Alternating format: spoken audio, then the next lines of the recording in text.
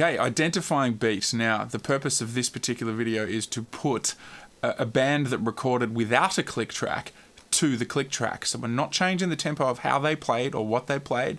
We are putting the grid to what they played. So the end result is we'll have a click track that runs smoothly along there. We'll also get to see exactly how fast they played, whether they speed up or slow down. And more importantly, that the end result is we just get the whole thing to a click. We can also then add in percussion and other parts, produce and quantize and all that sort of stuff and do a good job of it. So let's listen to what it sounds like right from the start.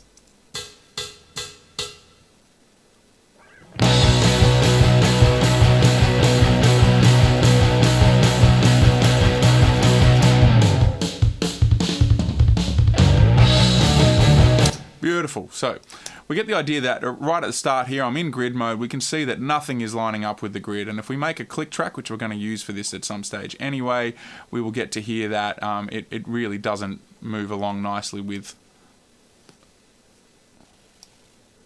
the click. Let's have a listen. Completely nowhere near it. All right, let's have a go at dealing with what we have to deal with. The first thing I like to do in this situation is get a section of the music and get an approximation of exactly what the tempo is going to be. So what we're going to do here is I'm going to chop this right to the very first hit, see whether this little count any did. Yep, there's a little hi-hat part there. So what we actually have here is perfect little 4 beats here. And I'm going to mute the click track and listen and check.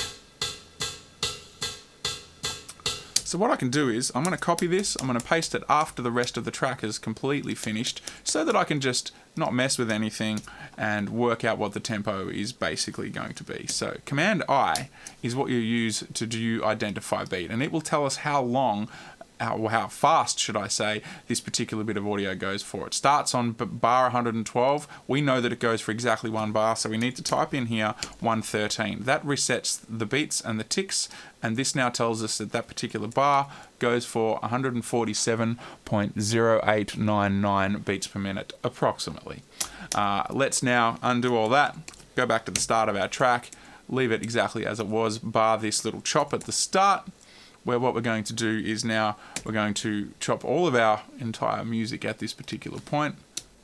I'm going to chop it all off, and we're going to select the entire song, and I'm going to drag it onto a beat so that everything is starting right on the beginning of, say, beat bar 2. So let's get all this right on bar 2 here. We know that that's all nicely on there. What I'm also going to do now is I'm going to change the tempo to 147, because that's what we said it was very close to. I now realize I should have put everything on after I did that. Let's go back and drag all that right onto the beginning of that beat. So what we should have now is an approximate tempo with the click track. Let's unmute it and have a listen.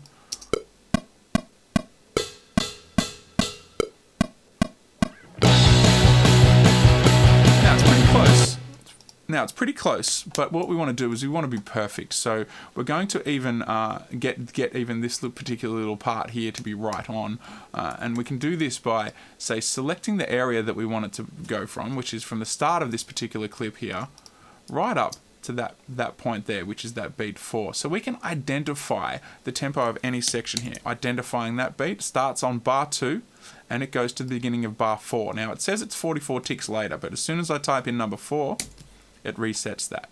And that means the tempo here is actually a little bit slower than what we first worked out once it finishes the whole bar. This particular point here now is now off. So what I'm going to do is I'm going to select up to, I'm going to do it just on this drum group, up to there. And when I shift and tab the transient, that will take me right to the beginning of this next little point here, so that we can know we're going to get that right on the beat as well. So identify beat. That the start is always correct. This bit here, we need to clarify. That should be the beginning of bar 4. So now the tempo's moving around a little bit here as far as a click goes, but this is what we want. The simple solution now is to go through and do this every now and then when the groove starts to get out of time. So I often do it every about bar, or as soon as it gets out, really. So I'm going to chop this here, even though I can heal that later. Command I, and tell it that this should be bar 5. And you can see the click is starting to settle in with the band now. So Command I, bar 6, And here we go. So if we go from the top right now, we can hear that quite simply this click track will be in time with all of this.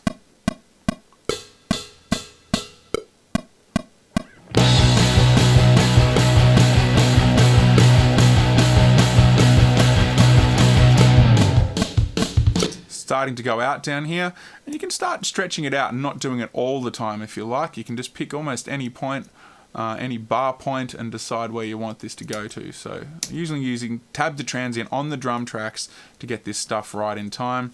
I chop it here so that I can work it out nice and easily. That should be bar 8. Okay, and the click track is going to be perfectly back in time with that now. So another point to consider when you're finished with all that, Command H will heal all those chops that I was doing, and you continue on and do the rest of the song. And you can start to see the fluctuations in the playing, but end up with the click going along with the band. Cool. Enjoy.